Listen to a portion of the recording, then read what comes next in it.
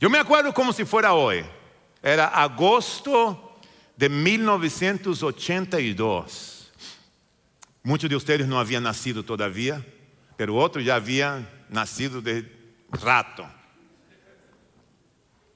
Entonces tú estás pensando en 1982, estamos en 2023, estás somando ahí acerca de mi edad, ¿verdad?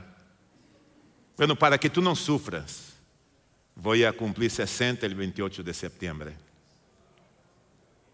Caramba.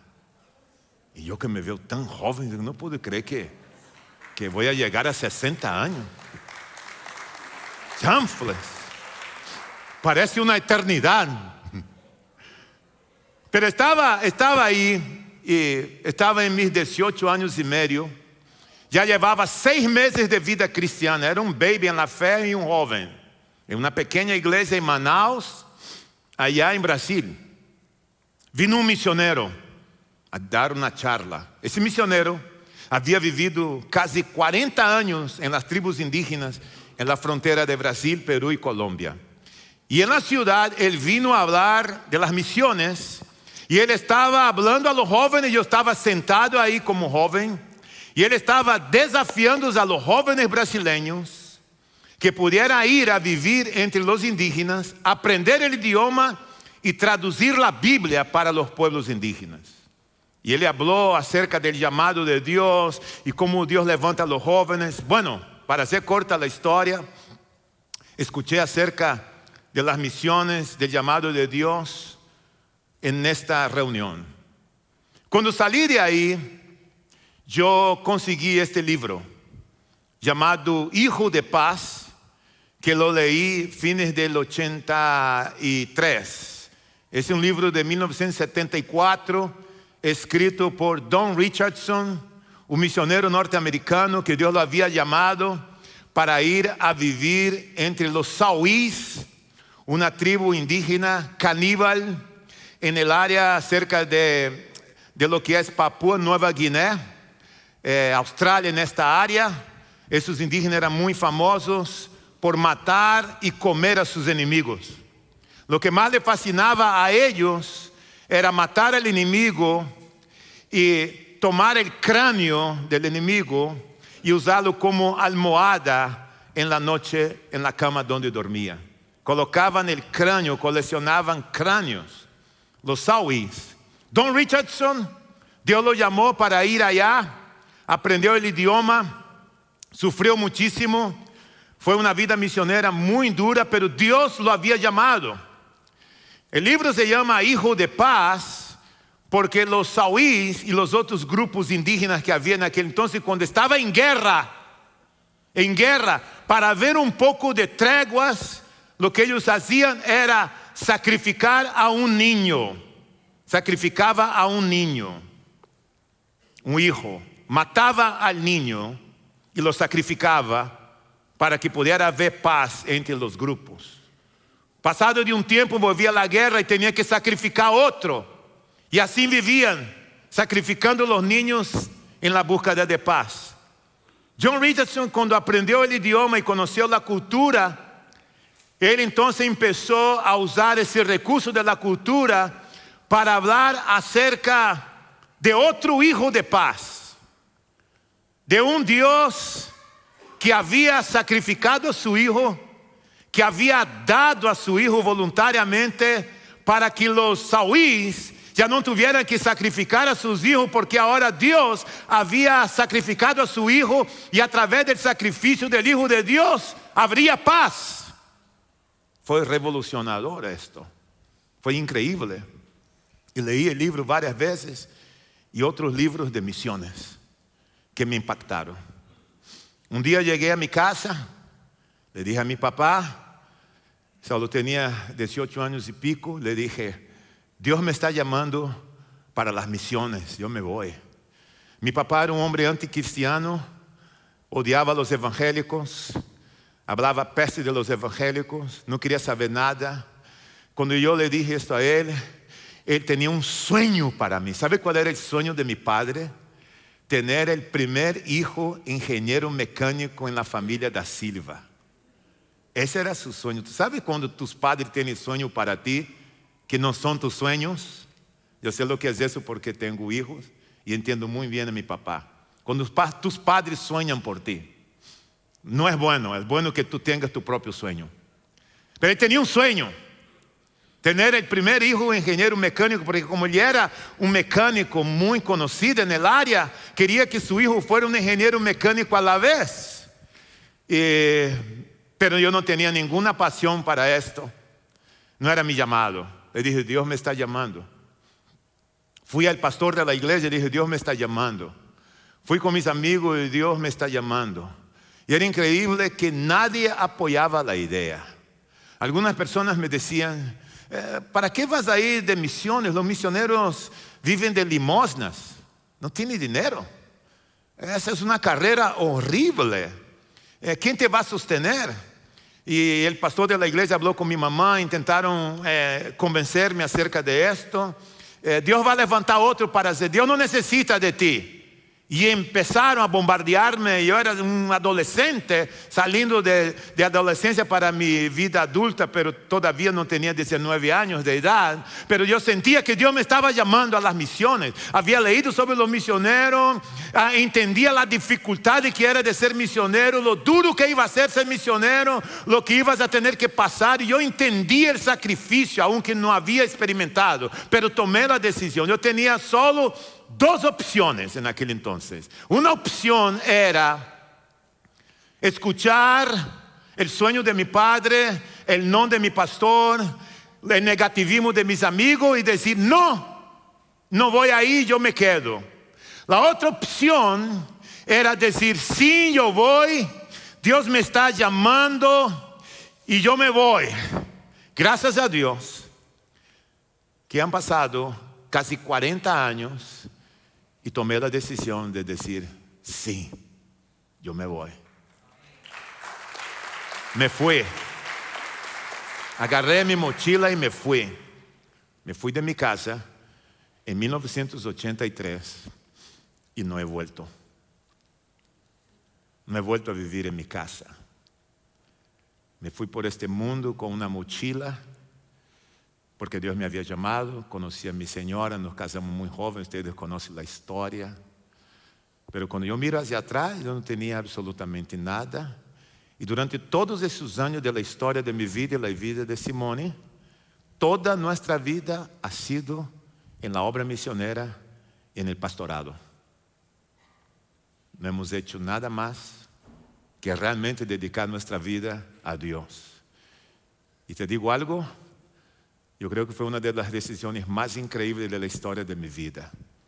Haber dicho, sí me voy. No tenemos nada, solo libros y hijos. Esa es nuestra herencia. Y un perrito llamado Pelé muy feo que no sirve para nada. Y ninguno de los hijos quieren de herencia. No, tú te quedas con Pelé, mejor lo matamos, damos una inyección, yo no sé. Esa es la herencia que tenemos. Pero porque nosotros sabemos cuál va a ser el final de todo esto. Sabemos el final. Jesucristo estaba en medio de una multitud enorme. Muchísima gente. Pero muchísima gente. De ese montón de gente, Él escogió a 12 hombres. Llamó a 12 de esa multitud de discípulos. Los escogió a ellos. Y dijo a ellos que quería que ellos lo siguieran a ellos porque Él tenía una misión para ellos. Y era una misión muy grande, pero Jesús les advirtió y dijo, no va a ser fácil, va a ser difícil. Ustedes serán perseguidos, van a derramar lágrimas, quizás pasarán hambre, necesidades. La gente se va a levantar en contra de ustedes. Ustedes se van a enfermar. Quizá va a haber días que ustedes no van a tener un lugar a donde dormir, a donde acostarse. Va a ser muy, muy difícil. Pero es una misión posible y muy importante porque trata acerca de vida de personas. ¿Quién acepta? Dijo Jesús a ellos. Bueno, ¿quién está dispuesto alistar su mochila y seguirme y venir a la misión. ¿Quién de ustedes acepta seguir y obedecer mi llamado? Yo creo que hubo una pausa. Ellos estuvieron pensando en todo lo que tenían que dejar para seguir al Señor. Pero de pronto alguien dijo: apúntame, yo voy. El otro dijo: yo estoy en el barco. Sí, alguien más gritó: vamos a la misión. Y esos 12 decidieron negarse a sí mismos, renunciar a su vida para cumplir con una misión hermosa. La misión de seguir a Jesucristo. Y hoy, tú y yo hemos decidido seguir a Jesucristo, pero tengo que dejarte saber que hay un precio a pagar. Dios ha dado a su Hijo, pero hay un precio a pagar. Te van a perseguir, te van a rechazar, se van a burlar de ti, se van a levantar en contra tuya. Va a haber momentos que te vas a sentir solo, sola, abandonado, frustrado. Te van a defraudar, pero al final la misión es buena y el resultado es increíble. Vamos a leer en Lucas capítulo 6, en el versículo 12. Y me gustaría de mencionar a ustedes 3 cosas. 4, mejor dicho, lindas en ese texto que podemos aprender acerca de Jesús, el que nos da la esperanza y que nos llama a seguirlo. Por aquel tiempo se fue Jesús a la montaña. Él se fue a orar y pasó toda la noche en oración.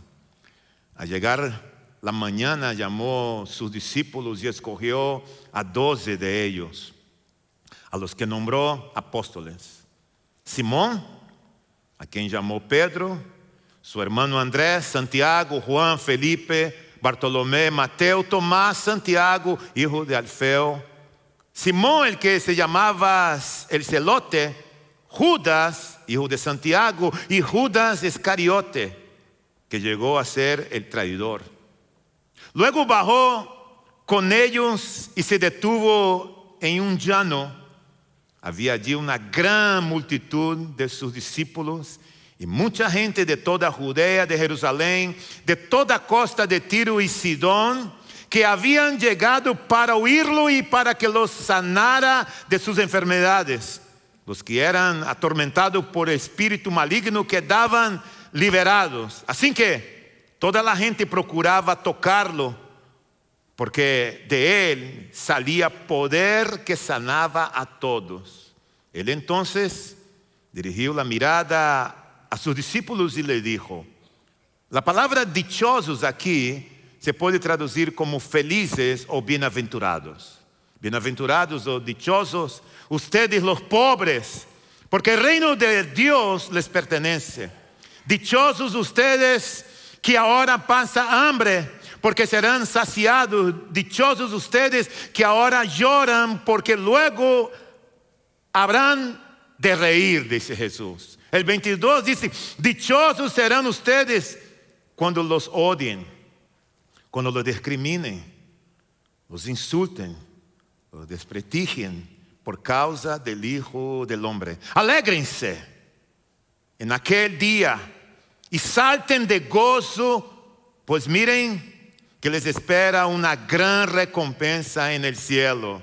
Dense cuenta de que los antepasados de esta gente trataron así a los profetas. Pero ay de ustedes, los ricos, porque ya han recibido su consuelo. Ay de ustedes, los que ahora están saciados, porque sabrán lo que es pasar hambre.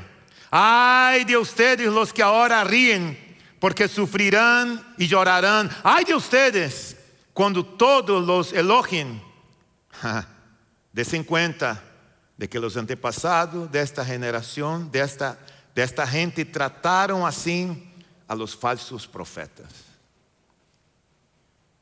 La primera cosa que nosotros podemos ver aquí visible en el texto, de una manera muy linda, es el versículo 13, cuando Jesús, Él llama a los discípulos y elige 12 y hace de los 12 apóstoles.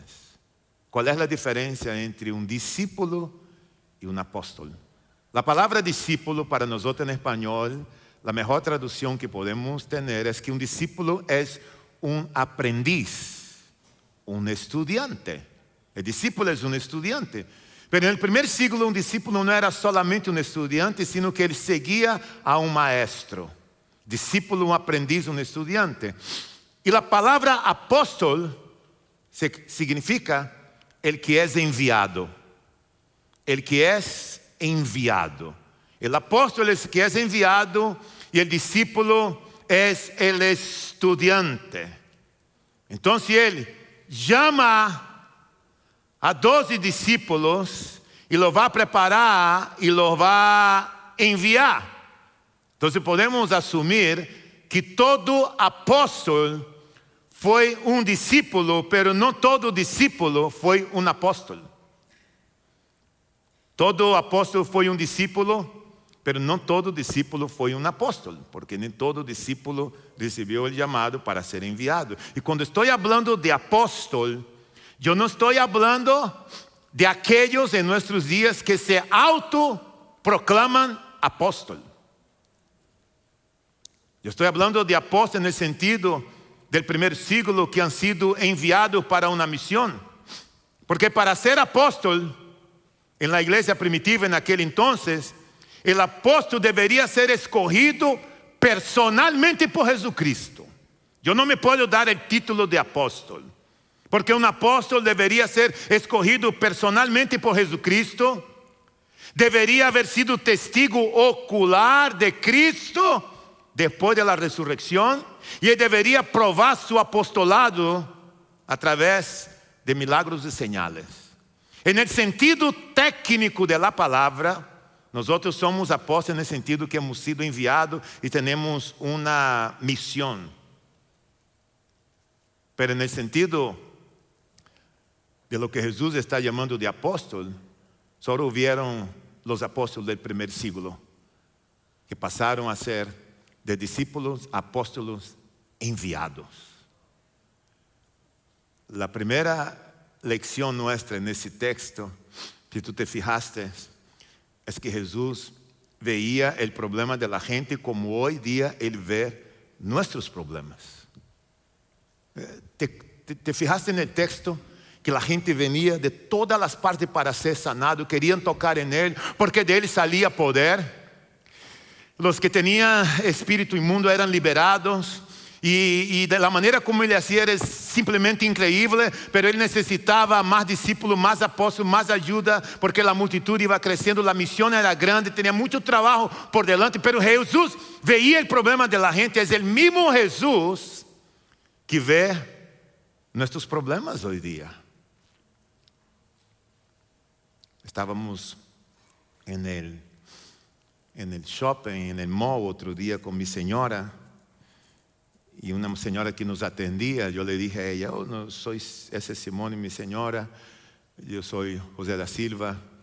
Nosotros estuvimos un tiempo viviendo como misioneros en tal lugar, estamos casados, y empecé a hablar y ella me miró y se detuvo y dijo, muy, muy hermoso esto, gracias por compartir. Pero ¿y qué pasa conmigo? Que oré tanto a Dios, yo no la conocía, oré tanto a Dios para salvar mi matrimonio. Hacía tantas oraciones para resgatar a mis hijos. Hoy mis hijos no hablan conmigo. Mi marido un pervertido se fue. Hoy mi iglesia soy yo en mi cuarto. Ella estaba muy herida y empezó a expresar sus dolores. de la nada. Yo le dije, señora, nosotros vamos a estar orando por usted. Y yo dije, muchas gracias de verdad. Te agradezco por compartir ese momento conmigo acá, sin conocernos. Pero ella estaba tan mal emocionalmente hablando, con tanto resentimiento, de não creer em nada, não creer em igreja, não creer em pastor, não creer em absolutamente nada, por todos os dolores, as heridas, todo o que passou com ela no passado. E dijimos a ella, me dijo, ¿dónde está Dios? Le dije, Dios está en el mismo lugar donde Él siempre ha estado, sentado en su trono, reinando.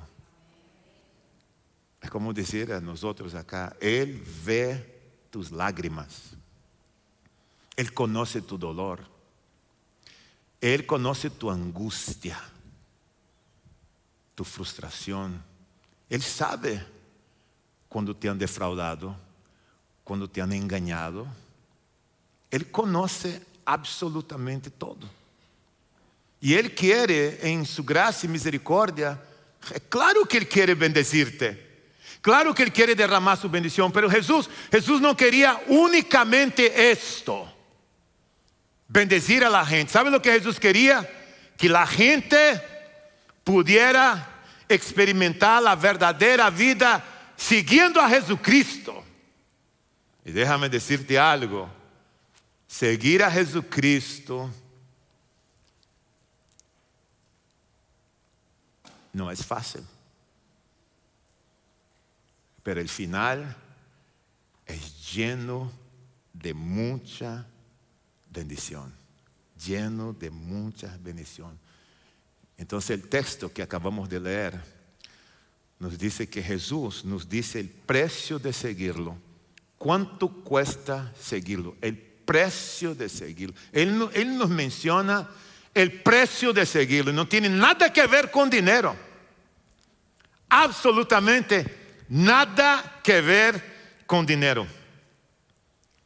¿Sabe cuál es el precio? Es negarse a sí mismo. ¿Y sabe lo que es negarse a sí mismo? Es decir no al yo y sí al Señor.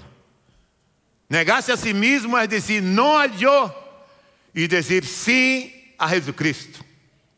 El texto de Mateo 16, 24, yo he escuchado a las personas hablar de ese texto y me da mucha risa.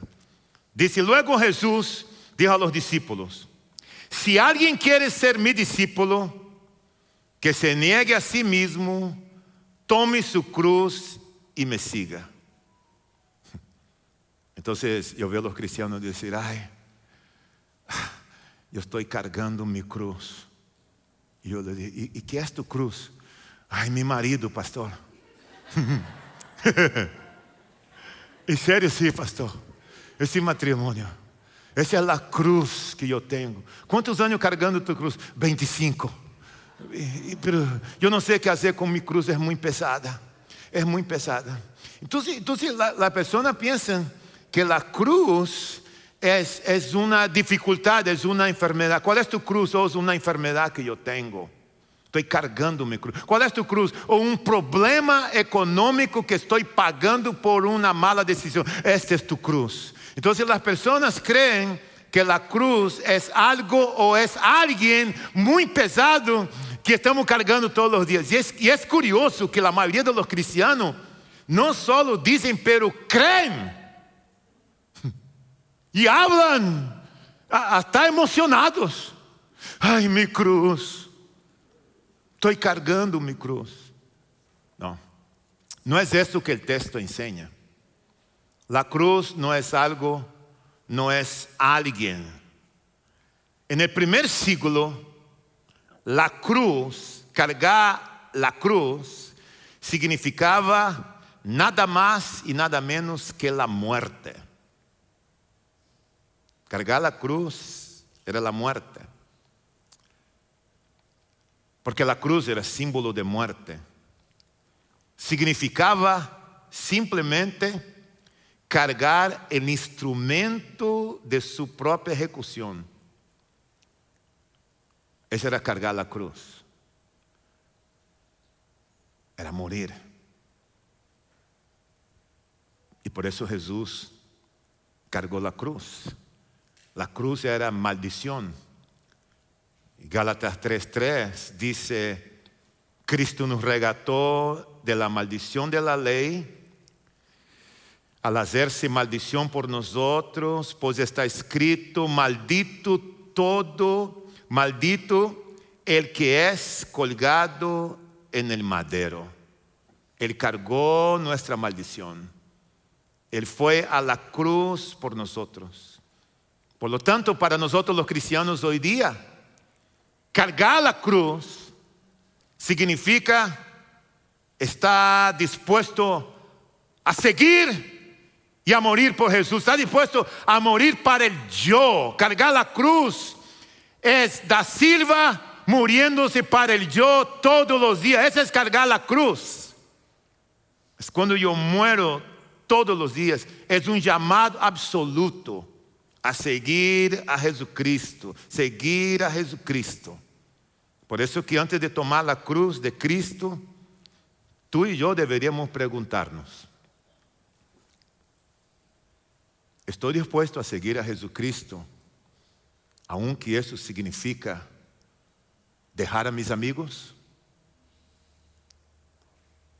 ¿Estoy dispuesto a seguir a Jesucristo, aunque eso significa recibir burlas de la gente por causa del Evangelio? ¿Estoy dispuesto a seguir a Jesucristo sabiendo que mi reputación puede ser dañada? Si la respuesta es sí, entonces tú estás dispuesto a tomar la cruz. Esta es la cruz, tomar la cruz. No es como ese evangelio de la prosperidad que hay ahí afuera, de agua con azúcar, a donde millones y millones y millones de personas en el mundo corren a la busca de una bendición en troca de intercambios. El evangelio de intercambios, el evangelio de negocio. Hey, te doy tanto, Dios, y tú me bendices. Ok, claro que sí, Da Silva, dame tanto y yo te bendigo, te voy a sanar, te voy a prosperar. Entonces la gente piensa que Jesucristo es una especie de un hombre de negocio, que si tú pones plata y si tú haces sacrificio, si tú oras más, ayuna más, haces esto, te congrega más, no faltas un domingo a la iglesia, oh, Él va a derramar bendiciones en tu vida. Mentiras. Te han vendido un evangelio barato. El evangelio bíblico es un evangelio de renuncia, de sacrificio. Por eso Jesús dijo: dichosos ustedes que ahora pasan hambre, porque serán saciados. Dichosos ustedes que ahora lloran, porque luego habrán de reírse. Dichosos serán ustedes cuando los odien, cuando los discriminen, cuando los insulten, cuando son desprestigiados por causa de mi nombre. Tú eres dichoso por eso. Tú eres dichosa, bienaventurada por esto. Los apóstoles sabían que les iban a pasar por persecución, muerte. Ellos sabían lo que significaba seguir a Jesucristo. Ser cristiano hoy día, en el país que nosotros vivimos, libre, tenemos un lugar, un templo para oír el evangelio muy fácil. La verdad, tú y yo no sabemos qué es ser perseguidos por causa del evangelio, como nuestros hermanos en el Medio Oriente, en India, en China, que no pueden tener reuniones como estas. Tenemos que dar gracias a Dios por la libertad que tenemos hoy día de poder cargar una Biblia, venir a un lugar, cantarle a Dios, orar a Dios, enseñar la Biblia a nuestros hijos. Ese es un privilegio para muchos de nosotros. Y cuando Jesús le hace eso, Él nos advierte a cada uno de nosotros a mantener el compromiso. Hey, ustedes son bienvenidos a seguirme, pero hay que mantener el compromiso. Por eso en el versículo 24 Él dice: ay de los ricos. Ay, 4 veces. Ay de ustedes. Ay de ustedes. Y en ningún momento, en esas expresiones, en esas palabras de Jesús, Él está diciendo que esos atributos que Él menciona aquí sean malos en sí mismo, en ningún momento. Lo que Él está diciendo, que si tienes que vivir tu vida cristiana en seguirlo, tú tienes que comprometerte con el Hijo del Hombre. Comprometerte con el Hijo del Hombre. Y yo me pregunto, ¿por qué será que Jesús estaba diciendo esto a los discípulos y lo repitió 4 veces? Ay de advertencia. ¿Sabe por qué? Porque había uno entre ellos que no cumplió el compromiso. Judas decidió traicionar a Jesucristo. Era mucha la tentación y los beneficios que él creía que iba a tener, y rompió su compromiso completo. El mundo que tú y yo vivimos hoy día es un mundo muy atractivo. Muy atractivo. Tú sientes atracción por todos lados en este mundo. Y suena a veces súper interesante lo que el mundo que tú y yo vivimos nos ofrece a nosotros. El dinero, la trampa del dinero, la lujuria, la reputación en las redes sociales, el querer, el luchar, el batallar, el tu nombre, el físico, el poder tener, el control. Por todos lados como creyente, tú y yo somos atacados. Y va a haber momentos en tu vida que tú vas a sentir que tu compromiso con Dios está en juego. Mantiene el compromiso. Sigue el compromiso o simple y sencillamente deja el compromiso a un lado. ¿Sabe cuál es lo lindo de todo esto? Es que Jesús nos promete un futuro mejor. Eso me llena, me fascina. Porque yo sé que el final de la vida no es aquí. Hay un futuro mejor. Y el versículo 23 dice: alégrense en aquel día y salten de gozo, pues miren que les espera una gran recompensa en el cielo. Pero nuestra vida en la tierra es un ensayo para nuestra vida celestial. El pastor, escritor Francis Chan, es un chino, uno de mis favoritos. He leído algunos de sus libros. Francis Chan estuvo en los Estados Unidos sirviendo por muchos años, dejó todo y volvió a China. Difícil su vida allá. Pero en un día, en una charla, en una prédica, él tomó una soga bien grande y usó esa soga para enseñar a la iglesia donde él estaba en esa conferencia acerca de la eternidad y la vida en la tierra. Quiero que ustedes tomen 2 minutos conmigo y por favor, haz todo el posible para entender lo que tú vas a ver acerca de esto, y tú tienes que pensar en tu vida. Vamos a ver. Imagine this rope, okay? Pretend this rope just goes on forever, okay? Just imagination. Pretend it goes around the world a few times. It doesn't. It ends at the rock. But let's just imagine this thing goes on forever. Now imagine that this rope is a timeline of your existence. You just exist forever. You see this red part? This would represent your time on earth. You've got a few short years here on earth, and then you've got all of eternity somewhere else. This is your existence. And what blows me away is some of you, all you think about is this red part. It's all you think about. You're consumed with this. You go, oh man, I can't wait till here. You know, I'm going to work hard. I'm going to save so I can really enjoy this part right here. And you're consumed with that, and you're thinking, oh man, am I going to get to travel? Am I going to eat well? Am I going to do this during this part? And I'm like, are you kidding me? What about this? What about this? What about all this stuff? It's crazy to me because the Bible teaches that what I do during this little red part determines how I'm going to exist for millions and millions and millions of years forever. And so why would I spend this little red part trying to make myself as comfortable as possible, enjoying myself as much as I can? Paul says, look, I'm going to live my life for this mission. I'm going to spend my life, invest my life for this moment when I cross that finish line.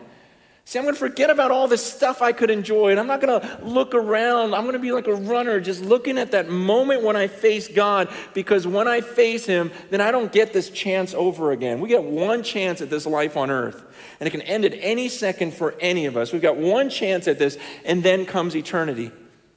And I'm not going to be fooled. I'm not going to spend my life down here. See, people look at some of my decisions and go, oh, you're so stupid because that's going to really affect this. I go, no, you're stupid because it's going to affect all of this. Man, I'm serious. I look at the way people live and I go, wow, that is so crazy. You are so crazy.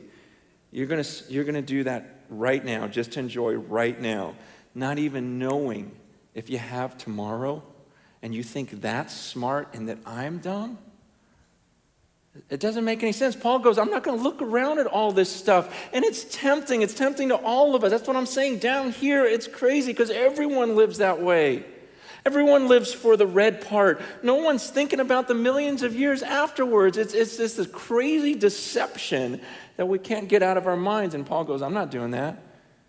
He goes, I keep my eyes on that. I keep my eyes on that finish line, and I'm going to forget what's behind me. I'm not looking around. I'm straining. Because I'm straining forward. I'm like stretching forward for that mark. I'm going to pass this thing. I'm going to live this out. And I'm going to face him. I'm going to come before the judges and he's going to hand me that trophy. He goes, I'm going to get it. And I haven't gotten there yet. He goes, but you better believe I'm using every muscle, exerting every bit about me because I'm going to pass that line well.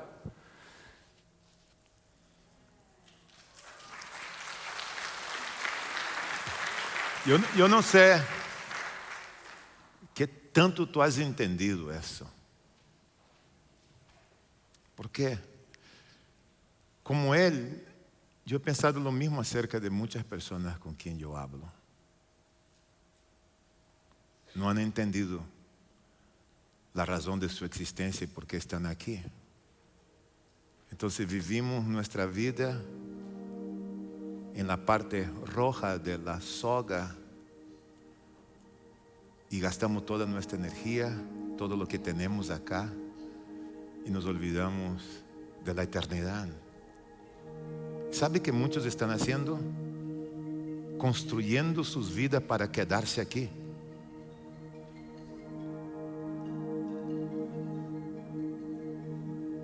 Nosotros no nos vamos a quedar aquí. Eu não sei tu, pero eu estou de passo por aqui. Como ele dijo, qualquer momento nos vamos a ir de aqui. Pero mientras estamos aqui, eu creio que tu e eu temos que entender que Deus nos puso aqui com uma missão e com um propósito. Que hago eu aqui na terra? Eu creio que o máximo que um discípulo quisiera hacer é seguir las pisadas de su maestro, ser fiel a su maestro, usar los dones que Él nos ha dado, entender que hay luchas, que hay pruebas, pero nuestra inversión no es acá, nuestra inversión es eterna, Ojalá que tú puedas pensar en eso, que eso sea algo que no te deje tranquilo y tranquila, que no duermas bien, y que tú puedas entender el verdadero sentido de la vida cristiana, del mañana. Quiero invitarte a que tú te pares conmigo. Quiero orar contigo, pero te voy a suplicar que por favor esté pensando acerca de esto, pensando acerca de tu vida, no la vida del prójimo, tu vida. ¿Y qué de mi vida? Padre, gracias porque tú conoces nuestros problemas, pero ellos siempre van a estar ahí, porque es parte de nuestro vivir en esta tierra. Pero tú nos llamas a seguirte a ti, y sabemos que seguirte a ti tiene un costo de negarnos a nosotros mismos, decir no al yo y sí a Dios. Gracias porque nos muestra, nos advierte acerca del costo que hay que pagar. Pero tú has pagado el costo por nosotros en la cruz del Calvario, y nos promete un futuro glorioso, a donde estaremos en tu presencia para toda la eternidad, y a donde tú vas a enjugar y secar nuestras lágrimas. Gracias por tu presencia en nuestras vidas. Gracias por esta amada iglesia, y que la gracia de Dios Padre y la comunión del Espíritu Santo sea sobre la vida de cada uno de nosotros, desde ahora y para todos siempre. La iglesia del Señor dice amén, amén.